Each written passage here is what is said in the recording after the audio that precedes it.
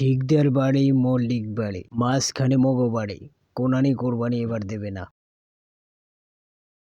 এই আশেপাশে যে আরো ৪-৫টা বাড়ি আছে হাতে কি কোনানি কোরবানি দেবে না?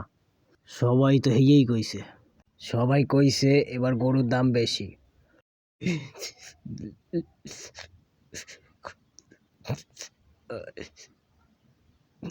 মোর মন মেজাজ এখন ভালো নাই। মই চাইতে যাওয়ার আগে ৪-৫ জন ঘর দিয়ে বাইরেই যা। প্রতি বছর একটা ওজোর দেখায় গরুর দাম বাড়িয়ে গেছে, এইখানে কোরবানি দেওয়া যাইবে না।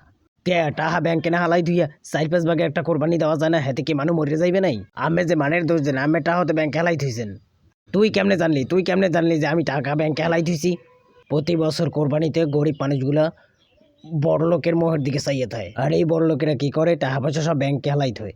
এই মকলেস, খুশিদের আতালে যাই একটা গরু কিনে লইয়া, এবার কোরবানি মুই দিমু।